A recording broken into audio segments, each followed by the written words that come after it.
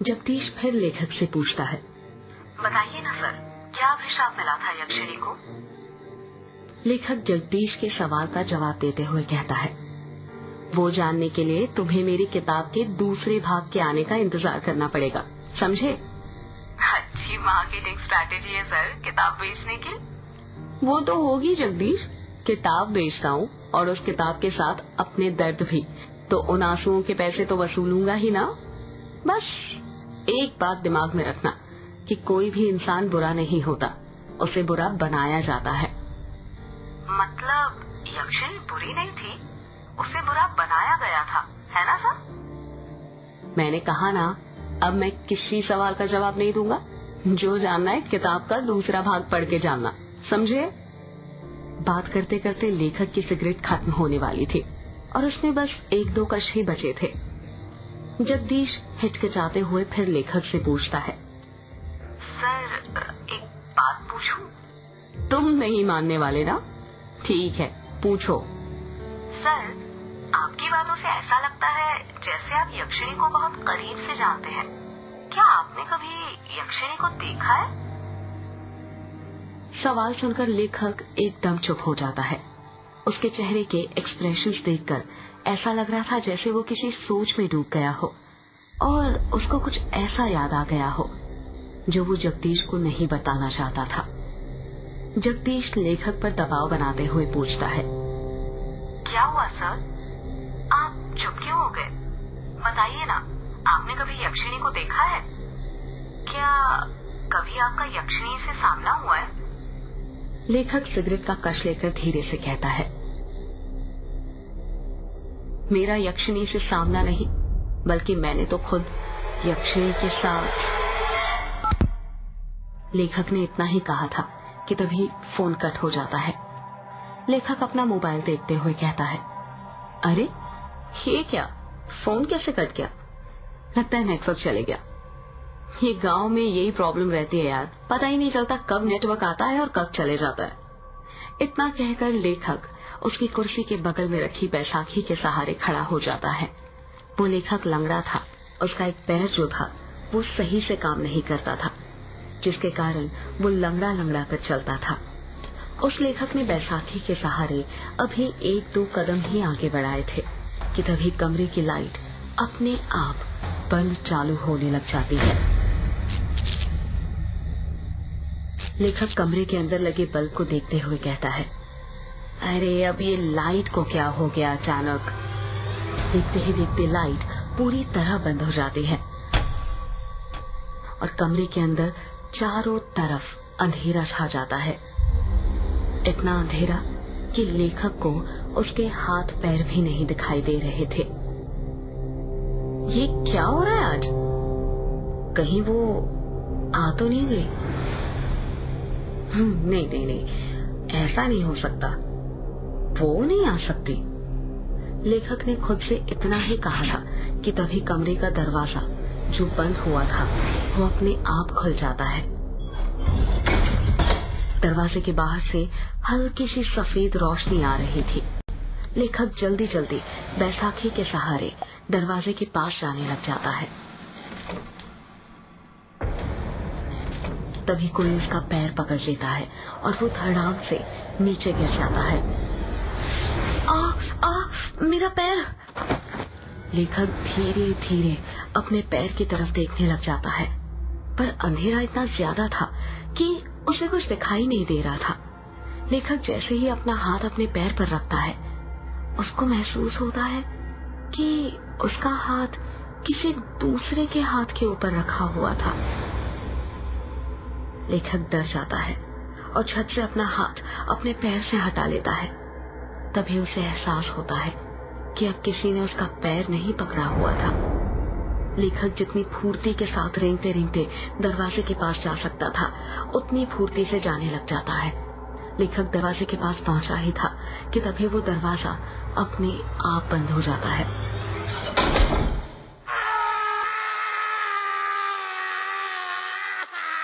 थोड़ी ही देर बाद दरवाजे के बाहर लेखक की दर्द से कराहने की आवाज सुनाई देने लग जाती है। कौन हो तुम?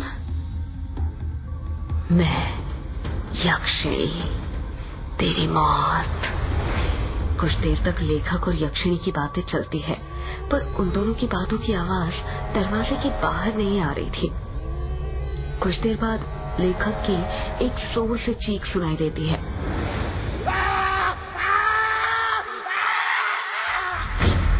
ये एक ऐसी चीख थी जो दिल को दहला कर रख दे। अगले ही पल दरवाजे के नीचे से लेखक का खून बहकर दरवाजे के बाहर आने लग जाता है। 13 साल बाद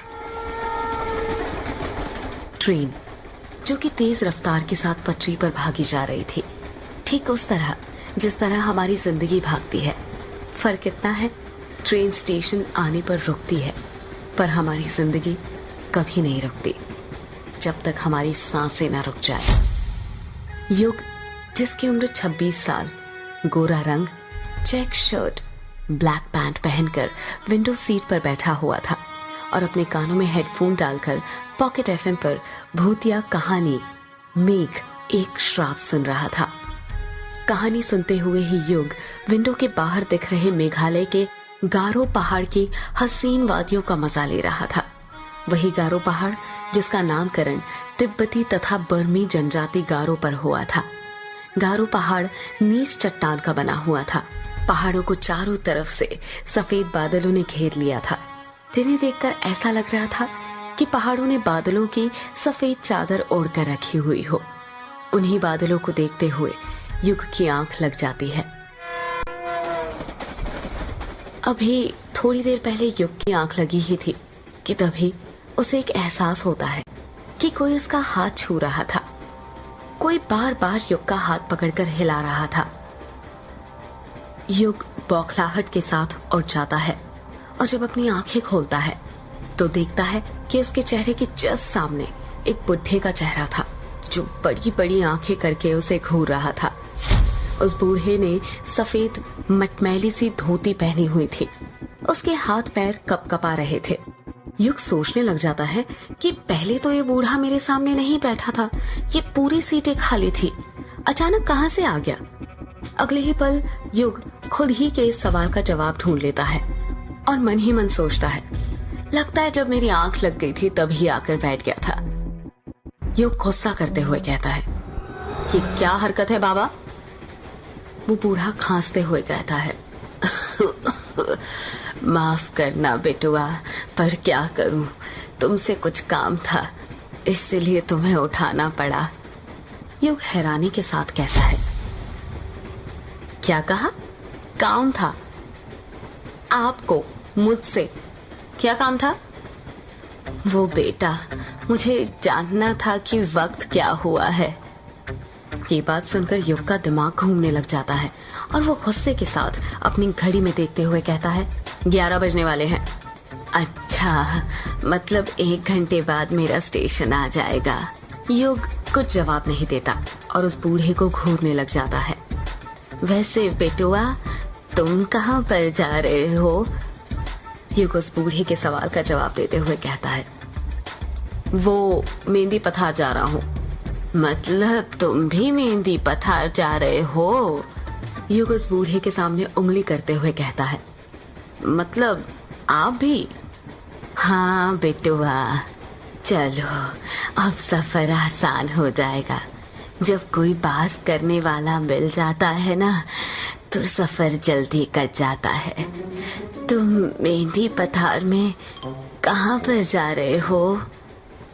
मेहंदी पथार से 5 किलोमीटर दूर है बंगला मुड़ा गांव, वहीं पर जा रहा हूँ। बंगला मुड़ा में तुम्हारे रिश्तेदार रहते हैं क्या? नहीं, बंगला मुड़ा गांव में तो नहीं, पर रोंग कामुचा गांव में रहते हैं।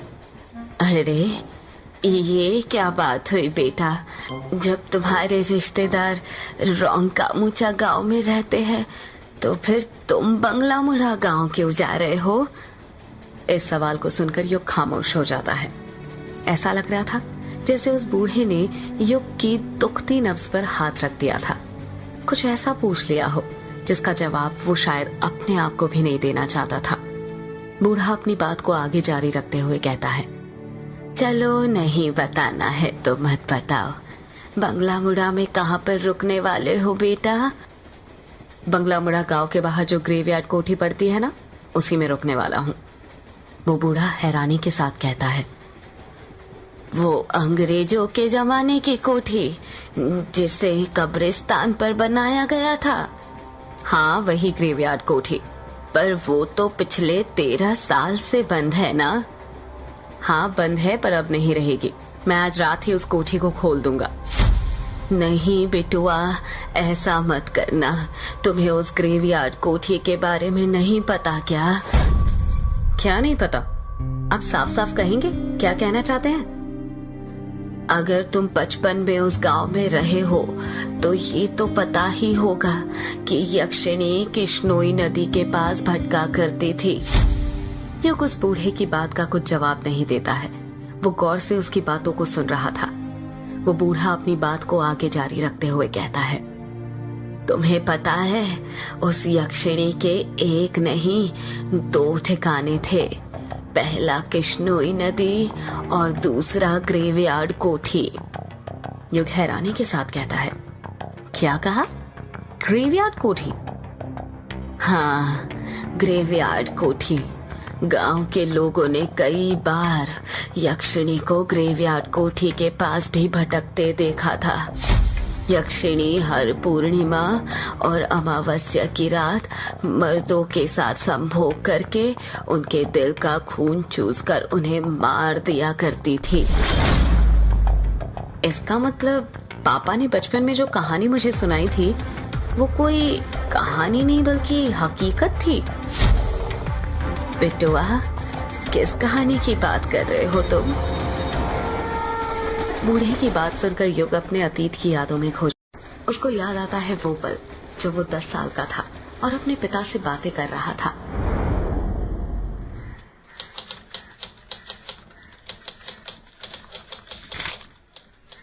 पापा पापा, क्या कर रहे हो आप? युग ने प्यार से पूछा। कुछ नहीं बेटा, कहानी लिख रहा हूँ। युग के पिता ने टाइपराइटर पर कहानी टाइप करते हुए कहा। क्या कहा पापा? कहानी? कौन सी कहानी लिख रहे हैं आप? यक्षिणी की कहानी बेटा। पापा, मुझे भी यक्षिणी की कहानी सुनाइए ना। नहीं बेटा, तुम अभी बहुत छोटे हो, तुम डर जाओगे। जब बड़े हो जाओगे तब सुनना, ठीक है? युग उदास हो जाता है और मुंह बनाते हुए कहता है, प्लीज पापा सुनाइए ना, मैं नहीं डरूंगा, प्रॉमिस। और आप ही कहते हैं ना कि अब तो मैं बड़ा हो गया हूँ और बच्चे डरते नहीं हैं बल्कि डराते हैं। तो प्लीज पापा मुझे यक्षिणी की कहानी सुनाइए ना। युग जिद करने लग जाता है और युग की जिद के आगे उसके पापा हार मान जाते हैं और उसे यक्षिणी की कहानी सुनाने लग जाते हैं। कहते हैं ये जो अपनी किश्नोई नदी है ना, बहुत सालों से वहाँ पर यक्षिणी डायन रहा करती थी। युग हैरानी के साथ कहता है, ये बंगला मुड़ा और रोंकामुचा गांव के बीच में जो नदी पड़ती है वहीं पर पापा? हाँ बेटा, वहीं पर। ये जो यक्षिणी होती है ना, ये जंगलों में या पानी वाली जगहों के पास पाई जाती है। हर पूर्णिमा और अमावस्या के दिन आने जाने वाले मुसाफिरों को जो रात में नदी पार किया करते थे, उन्हें ये लुभाती थी और अपने रूप जाल में फंसाकर अपना शिकार बनाया करती थी। कहते हैं यक्षिणी को कमल और चमेली के फूल बहुत पसंद होते हैं। वो हमेशा उसे अपने पास रखा करती थी। जिन पुरुषों को यक्षिणी अपना शिकार बनाती थी, उन्हें वो सबसे पहले कुछ खाने को दिया करती थी। खाने का? पर क्यों पापा? वो इसलिए बेटा, क्योंकि वो उस खाने में ऐसा मंत्र फूंकती थी कि जो भी पुरुष उसे खाता था वो उसके वश में हो जाता था। ऐसे ही एक बार यक्षिणी ने एक पुरुष को अपना शिकार बना लिया और उसे अपने वश में करने के बाद उसके साथ संभोग करने लग। युग बीच में ही बोल पड़ता है, ये संभोग क्या होता है पापा? युग का सवाल सुनकर युग के पिता चुप हो जाते हैं और वो बात को घुमाते हुए कहते हैं, ये आपके मतलब की चीज नहीं है बेटा। आप अभी छोटे हो ना, जब आप बड़े हो जाओगे तब हम इसका मतलब आपको बताएंगे। अभी आप कहानी पर ध्यान दो। ठीक है पापा, फिर आगे क्या हुआ? संभोग करने के बाद यक्षिणी अपने असली रूप में आ जाती थी। यक्षिणी का असली रूप बेहद डरावना होता है, इतना डरावना कि जिसे देखकर किसी के भी दिल की धड़कनें थम जाए। अपने असली रूप में आने के बाद यक्षिणी अपने शिकार के दिल का खून चूस लेती थी। पर वो ऐसा क्यों करती थी पापा? क्या वो बुरी औरत थी? नहीं बेटा, यक्षिणी बुरी औरत नहीं थी, बल्कि वो तो बहुत अच्छी औरत थी, दूसरे लोक से आई हुई एक अप्सरा की तरह। तो फिर पापा वो आदमियों के साथ वो क्या बोला था आपने? हाँ याद आया, संभोग करके क्यों मार देती थी? युग के पिता कुछ याद करते हुए कहते हैं, अभिशाप के कारण बेटा। कैसा अभिशाप पापा? बेटा वो अभिशाप ये था कि युग के पिता ने इतना कहा ही था कि बाहर के कमरे से युग की माँ की आवाज सुनाई देती है, युग बेटा, ओ युग बेटा, चलो आओ, खाना खा लो, खाना बन गया है। युग अपनी माँ को मना करते हुए कहता है, नहीं माँ, मुझे अभी खाना नहीं खाना है, मैं पापा से कहानी सुन रहा हूँ। क्या कहा? कहानी सुन रहे हो? तुम्हारे पापा को कहानी लिखने और सुनाने के सिवा और कुछ आता भी है? जब देखो दिन भर कहानी लिखते रहते हैं, खुद तो बिगड़े हुए हैं ही, तुम्हें भी बिगाड़ने पर तुले हुए हैं। चलो जल्दी आओ खाना खाने, मैंने खाने की थाली बना ली है तुम्हारे लिए। नहीं माँ, मैं नहीं आ रहा, कहानी खत्म होने के बाद ही आऊंगा। क्या कहा? नहीं आ रहे? लगता है मुझे ही आना पड़ेगा, रुको अभी बेलन लेकर आती हूँ, तभी तुम मानोगे। पायल की बजने की आवाज सुनाई देने लग जाती है। ऐसा लग रहा था जैसे युग की माँ युग के कमरे की तरफ आ रही हो। कुछ ही देर में युग की माँ हाथों में बेलन लेकर उस कमरे में आ जाती है। युग को उसकी माँ का चेहरा दिखाई नहीं दे रहा था, क्योंकि उसकी बचपन की यादों में उसकी माँ का चेहरा मिट चुका था। उसे नहीं पता था कि उसकी माँ कैसी दिखती थी। उसको उसकी माँ की बातें तो सारी याद थी, पर उनका चेहरा नहीं। युग की माँ उसका कान पकड़ते हुए कहती है, तो क्या कह रहे थे बेटा तुम? कि तुम्हें खाना नहीं खाना? जरा एक और बार बोलना। युग चीखते हुए कहता है, अरे माँ कान छोड़िए, दर्द हो रहा है माँ, कान छोड़िए, कान तो छोड़िए, अब माँ दर्द हो रहा है माँ। मामा कहते हुए ही युग अपने अतीत की यादों में से बाहर आ जाता है। जब युग अपनी आंखें खोलता है तो देखता है कि उस बूढ़े ने उसका हाथ पकड़ा हुआ था और उसे हिला हिला कर पूछ रहा था, अरे ओ बिटुआ, कहाँ खो गए? ठीक तो हो तुम? और ये माँ माँ क्यों बोल रहे हो? अरे बिटुआ। युग बूढ़े की बात का जवाब देते हुए कहता है, कुछ नहीं बाबा, ठीक हूँ मैं तो डर ही गया था। युग बूढ़े की आंखों में देखते हुए कहता है, बाबा एक बात पूछनी थी आपसे, क्या वो यक्षिणी अभी भी मर्दों को अपना शिकार बनाया करती है?